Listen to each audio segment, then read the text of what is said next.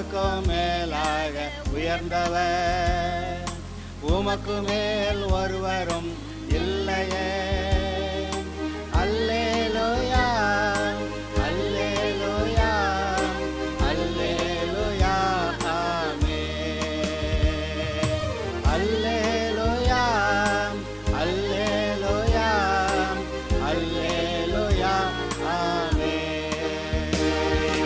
ஒருவரால் சிருஷ்டிக்கப்படாமலே தாமாக என்றென்றும் இருப்பவர், ஒருவரால் சிருஷ்டிக்கப்படாமலே. கர்த்தராகிய இயேசு கிறிஸ்து பரலோக ராஜ்யம் பற்றி பேசியிருக்கிற காரியங்களை, அந்த கருத்துக்களை படித்து கொண்டிருக்கிறோம். கடந்த செய்தியிலே அந்த 10 கன்னிகைகள், அதில் பாதி பேர் இயேசுடைய அந்த மணவாளனுடைய வருகைக்கு ஆயத்தமாக இருந்தார்கள். அதில் அதற்காக அவர்கள் தீவட்டியோடு கூட எண்ணெயையும் சேர்த்து கொண்டு போயிருந்தார்கள்.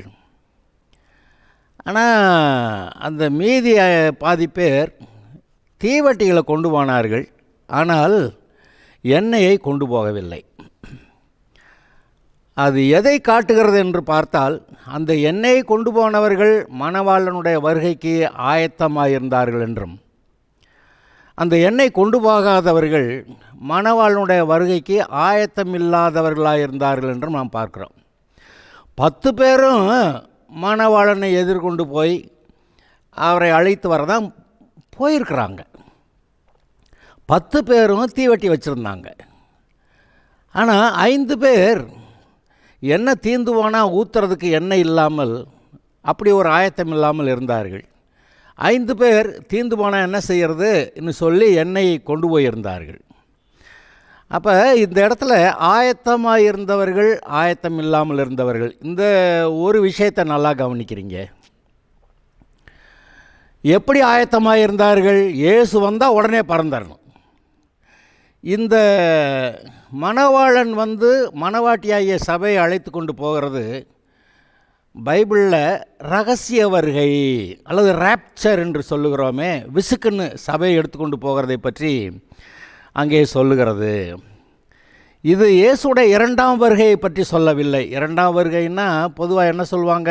வெள்ளை குதிரையில் அந்தி கிறிஸ்து கள்ளத்திற்கு தரிசனம் பிடிச்சி பாதாளத்தில் அடைச்சிட்டு பிசாசை பிடிச்சி ஒரு பக்கம் கட்டி போட்டுட்டு 1000 வருஷ அரசாட்சி ஆரம்பிப்பார்னு சொல்லுவாங்க. அந்த 2ஆம் வருகை இந்த இடத்துல சொல்லவில்லை. இந்த இடத்துல மணவாளன் வருகிறார் அப்படிங்கிற பேச்சு, அப்புறம் இந்த கன்னிகைகள் அந்த மணவாளனை எதிர்கொண்டு அழைத்து போக வருகிறார்கள் என்ற அந்த பேச்சு. அப்படியானால் இயேசு மேகங்கள் மேல் பிரதான தூதனுடைய சத்தத்தோடு கூட, எக்கால சத்தத்தோடு கூட அங்கே தன்னுடைய சபையை எடுத்துக்கொண்டு போக வருகிற காட்சியை நீங்கள் பாருங்கள். அப்படி வரும்போது கிறிஸ்துவுக்குள் மரித்தவர்கள் முதலாவது உயிரோடு எழுந்து அவரோட போகிறார்கள். 2வது, அந்த சமயத்தில் நம்ம உயிரோடு இருக்கிற நாமும் மறுரூபமாகி அவரோட கூட பறந்து செல்வோம், இப்படி பரலோகத்துக்கு போவோம் அப்படின்னு எழுதியிருக்கு. அப்படியானால் இந்த 10 கன்னிகைகள் அந்த உவமை, அது வரப்போகிற ரகசிய வருகை அல்லது ராப்சர், அந்த சமயத்தில் அவர் சபையை எடுத்துக்கொண்டு போகிறதுக்கு வருகிறார். அந்த சபையை எடுத்துக்கொண்டு போன பிறகு அப்புறமேல் கொஞ்சம் பேர் அப்புறமே எண்ணெய் வாங்கிட்டு வந்துட்டான், கதவை தட்டுறேன் திறக்கிறேங்க அப்படின்னா திறக்க மாட்டார். அவர் வரும்போது ஆயத்தமாக இருக்கிறவங்க போயிடுவாங்க, மீதியெல்லாம் ஆயத்தம் பண்ணுவாங்க, ஆனால் உடனே போக முடியாது.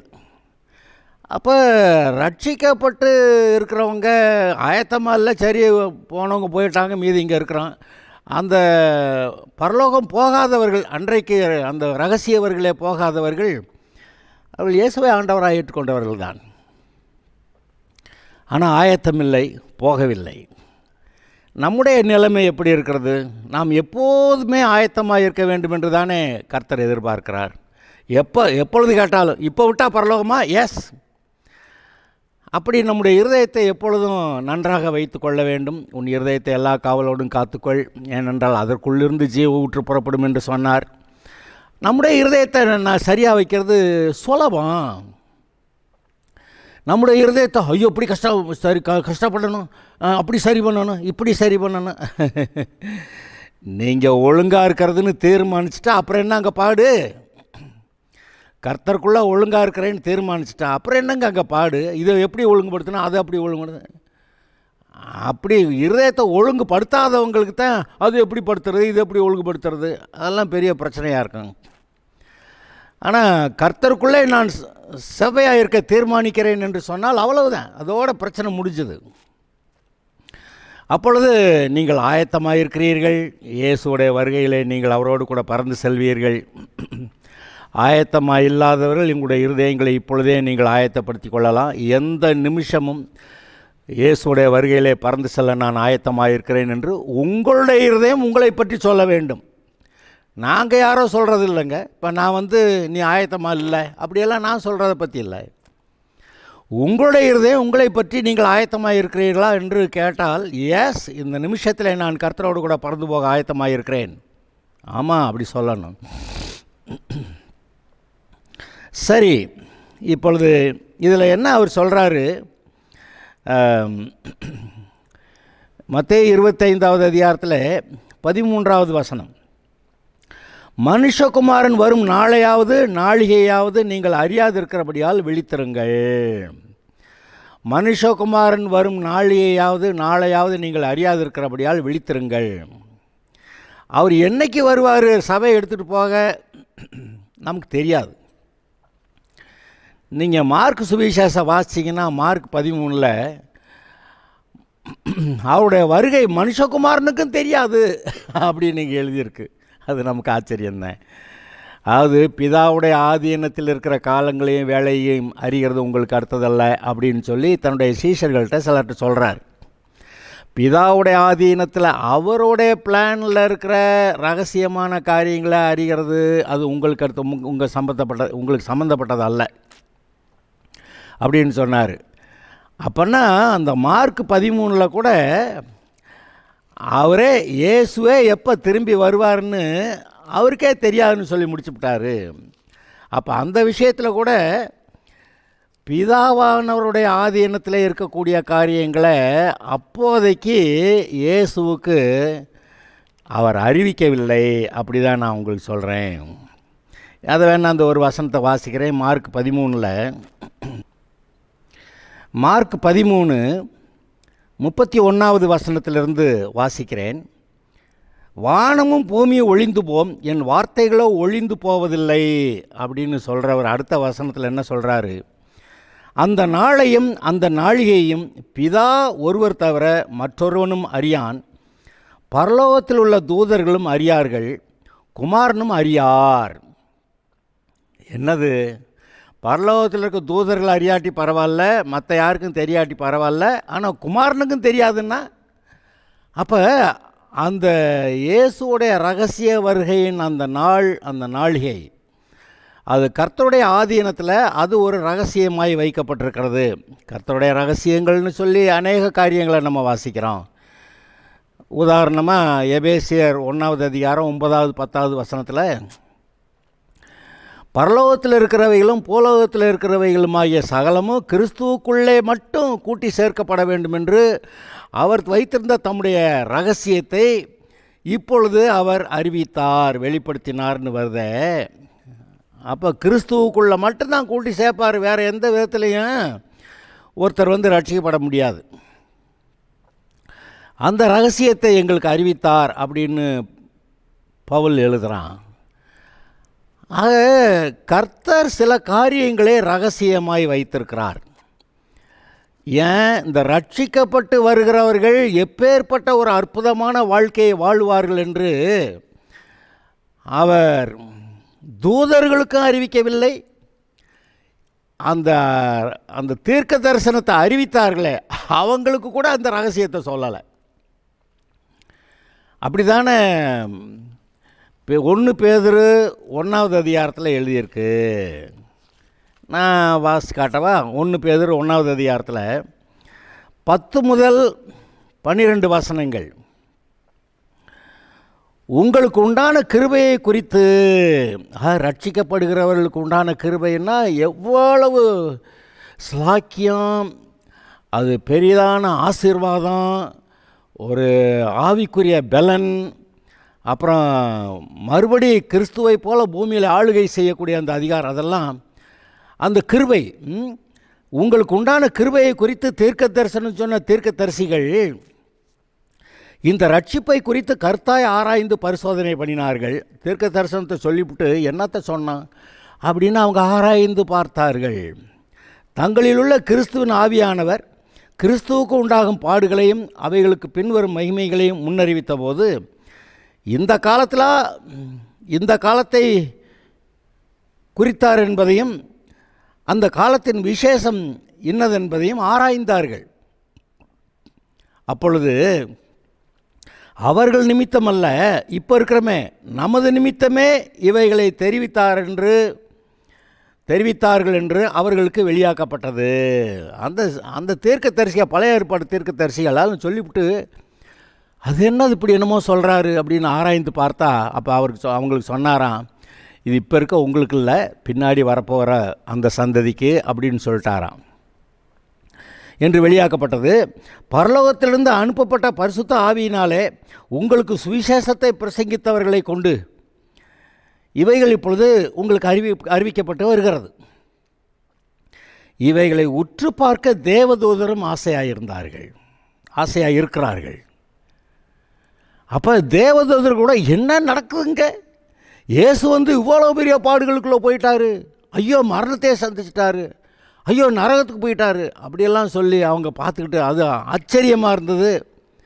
அப்புறம் என்ன நடக்குது, இந்த ரட்சிக்கப்பட்டு வர்றவங்கெல்லாம் அடையப்பா ஒரு குட்டி கிறிஸ்து போல் எல்லோரும் இருக்கிறதுக்கு கர்த்தர் கிருபை கொடுத்துருக்கிறாரு அப்படின்னு நினச்சி அதை என்னதான் சபையில் நடக்குதுன்னு உற்று பார்க்க ஆசையாக இருக்கிறார்கள் அப்படி போட்டிருக்கு. இன்றைக்கு உங்களுக்கு கர்த்தர் கொடுத்துருக்கிற அந்த கிருபையெல்லாம் நீங்கள் யோசித்து பார்த்து அந்த கிருபையிலே நீங்கள் நடந்து அவைகளை சுதந்திரித்து கொள்வீர்களானால், இயேசு என்ன சொன்னார், என்னிடத்துல விசுவாசமாக இருக்கிறவன் நான் செய்கிற இந்த கிரியைகளையும் செய்வான், இதை விட பெரிய கிரியைகளையும் செய்வான்னு சொன்னாரே, அதனால் பொய்யா சொன்னார். அங்கே இருக்க தூதர்கள்லாம் உட்காந்து என்னதான்ப்பா நடக்குது அப்படின்னு அங்கே பார்த்துக்கிட்டு இருக்கிறாங்க. உங்கள் வாழ்க்கையில் கூட கர்த்தர் செய்கிற மகத்தான காரியங்களை குறித்து அவர்களும் உற்று பார்த்து ஆச்சரியப்படுகிற காரியங்கள் நடக்கும் என்று நான் உங்களுக்கு சொல்லுகிறேன். ஆதலால் அதை பற்றி சற்று கவனமாய் இருப்போமாக. அதில் என்ன எழுதியிருக்கு, மனுஷகுமாரன் வரும் நாளையாவது நீங்கள் அறியாதிருக்கிறபடியால் விழித்திருங்கள்னா எச்சரிக்கையாயிருங்கள். தூங்காமல் முழிச்சுக்கிட்டு இருக்கிறத சொல்ல, எச்சரிக்கையாயிருங்கள். அவர் இன்ன நேரத்தில் வரேன்னு சொல்லிட்டு வரல. As coming will be a sudden thing. திருடன் என்ன சொல்லிட்டா வரேன், எத்தனை மணிக்கு நான் திருடுவேன்னு. திருடன் எப்படி நினையாத வேளையில் வருகிறானோ அதுபோல் மனுஷகுமாரனுடைய வருகை நினையாத நேரத்தில் இருக்கும். ஆதலால் நீங்கள் எப்பொழுதுமே நீங்கள் ஆயத்தமாக இருக்க வேண்டும் என்று சொல்லுகிறார். சரி, அடுத்து இன்னொரு உவமைக்கு நாம் போகலாம். அதில் 14வது வசனம், மத்தேயு 25:14 முதல். அன்றியும் பரலோக ராஜ்யம் புரதேசத்துக்கு பிரயாணமாய் போகிற ஒரு மனுஷன் தன் ஊழியக்காரரை அழைத்து தன் ஆஸ்திகளை அவர்கள் வசமாய் ஒப்பு கொடுத்தது போல் இருக்கிறது. வெளியூர் போகிறான், தன்னுடைய ஆஸ்திகள் எல்லாத்தையும் தன்னுடைய ஊழியக்கார்ட்ட ஒப்பு கொடுத்து, பார்த்துக்குங்கப்பா, கூடுமான வரைக்கும் நல்லா வேலை செஞ்சு நல்லா சம்பாத்தியங்களை பண்ணுங்க அப்படின்னு. அவனவனுடைய திறமைக்கு தக்கதாக ஒரு இடத்துல 5 தாலந்தும், ஒரு இடத்துல 2 தாலந்தும், ஒரு இடத்துல 1 தாலந்துமாக கொடுத்து உடனே பிரயாணப்பட்டு போனான். 5 தாலந்தை வாங்கினவன் போய் அவைகளை கொண்டு வியாபாரம் பண்ணி வேறு 5 தாலந்தை சம்பாதித்தான். அப்படியே 2 தாலந்தை வாங்கினவனும் வேறு 2 தாலந்தை சம்பாதித்தான். 1 தாலந்தை வாங்கினவனோ போய் நிலத்தில் தோண்டி தன் எஜமானுடைய பணத்தை புதைத்து வைத்தான். வெகுகாலமான பின்பு அந்த ஊழியக்காரனுடைய எஜமான் திரும்பி வந்து அவரிடத்தில் கணக்கு கேட்டான்.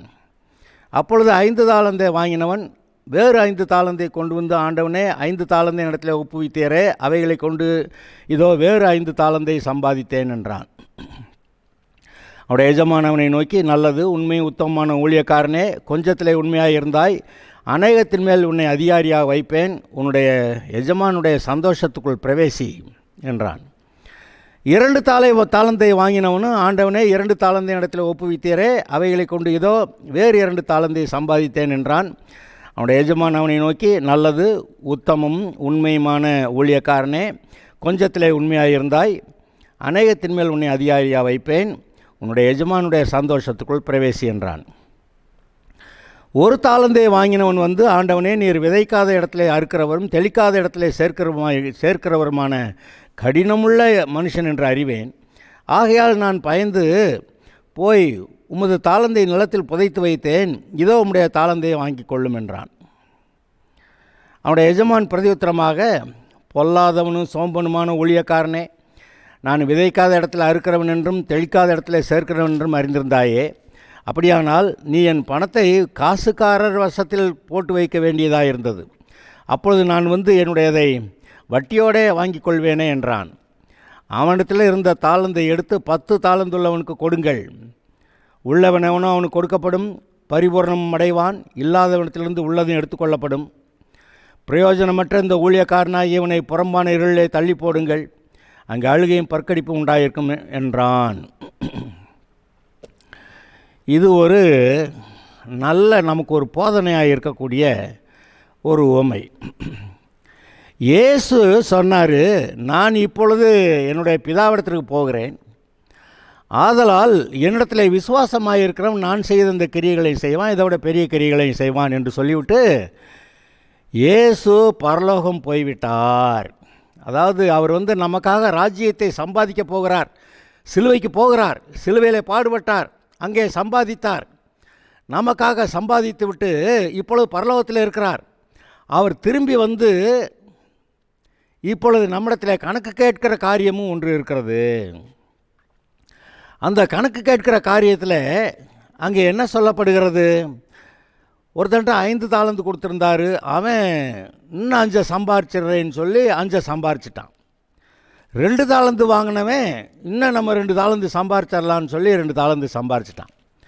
அப்போ கணக்கு கேட்டபோது அவர்கள் சொல்லிட்டாங்க, ஐயா நீங்கள் 5 தாளந்து கொடுத்தீங்க, நான் 5 சம்பாரித்தேன், இந்தா பிடிங்க அப்படின்னு. அந்த 2 தாளந்து வாங்கினவன், ஐயா நீங்கள் என்கிட்ட 2 தாளந்து கொடுத்தீங்க, நான் 2 தாளந்து சம்பாதிச்சேன், இந்தா பிடிங்கன்னு. அந்த 2 பேர்கிட்டையும் கர்த்தர் என்ன, அந்த எஜமான் என்ன சொன்னான்? உத்தமமோ உண்மையுமுள்ள ஊழியக்காரர்களே, நீங்கள் உங்களுடைய எஜமானுடைய சந்தோஷத்துக்குள் பிரவேசியுங்கள். எங்க சந்தோஷத்துக்குள் பிரவேசியுங்கள் அப்படின்னு சொல்லியிருக்கிறாரு. எஜமானுடைய சந்தோஷம்னா நமக்கு என்னது? தேவனுடைய பரிசுத்த ஆவியினாலே நமக்கு உண்டாகும் சந்தோஷம். அதை நீங்கள் நினைத்து பாருங்கள். ஆனால் அந்த 1 தாளந்து வாங்கினவே சரியாக இல்லை. ஆனால் என்னத்துக்கடா வம்புன்னு புதைச்சி வச்சுட்டு திரும்பி எடுத்துக்கொண்டு வந்து கொடுக்குறான். அதை கொடுத்தப்ப அவன் என்ன வார்த்தை சொல்லிவிட்டான்? நீ விதைக்காத இடத்துல அறுக்கிறவரும் தெளிக்காத இடத்துல சேர்க்கிறவருமான கடினமான இருதயமுள்ள ஆளுன்னு எனக்கு தெரியுது. அதனால் இந்த பத்திரமா புதைச்சி வச்சுருந்தேன், இந்த எடுத்துகிட்டு வந்துட்டேன், இந்த பிடிச்சிக்கோங்க அப்படின்னு கொடுக்குறான். அப்போ அவர் என்ன பண்ணிட்டார்? பிரயோஜனமற்ற ஊழியக்காரனாகி இவனை புறம்பான இருளிலே தள்ளி போடுங்கள், அங்கே அழுகையும் பற்கடிப்பும் உண்டாயிருக்கும். 5 தாளந்து சம்பாதிச்ச 2 தாளந்து சம்பாதிச்ச அவங்கள்ட்ட என்ன சொன்னார்? நீங்கள் உங்கள் எஜமானுடைய சந்தோஷத்துக்குள் பிரவேசியுங்கள் அப்படின்னாரு. இவனை புறம்பான இருளிலே தள்ளி போடுங்கள், அங்கே அழுகையும் பற்கடிப்பும் உண்டாயிருக்கும். அப்போ கர்த்தருக்காக இன்னொரு தாளந்தை சம்பாதிச்சிருந்தான், இவன்கிட்ட 1 தாளந்து தான் கொடுத்தார். அப்போ இவன் இன்னும் 1 தாளந்தை சம்பாதிச்சிருந்தான்னா இவனுக்கும் சொல்லியிருப்பார், உன்னுடைய எஜமானுடைய சந்தோஷத்துக்குள் பிரவேசின்னு சொல்லியிருப்பார். ஆனால் இந்த மனுஷன் கர்த்தர் மேலே ஒரு அவநம்பிக்கையோடு கூட, தன்னுடைய எஜமான் மேலே ஒரு அவநம்பிக்கையோடு கூட, அந்த எஜமானை பற்றி ஒரு நல்ல அபிப்பிராயம் இல்லாத ஆளாக, விதைக்காத இடத்துல அறுப்பார், தெளிக்காத இடத்துல சேப்பாக இருந்தாலும் பயங்கரமான ஆளியா அப்படின்னு சொல்லி இந்த ஆள்கிட்ட வம்பு வச்சுக்கிறக்கூடாது, போய் போச்சு வச்சு எடுத்து கொடுத்துரு அப்படின்னு சொல்லிட்டு அந்த கொடுக்கப்பட்ட தாளந்தை அவன் பயன்படுத்தவில்லை, இன்னொரு சம்பாத்தியம் செய்யவில்லை. அதனால் எஜமானுடைய சந்தோஷத்துக்குள் பிரவேசிங்க.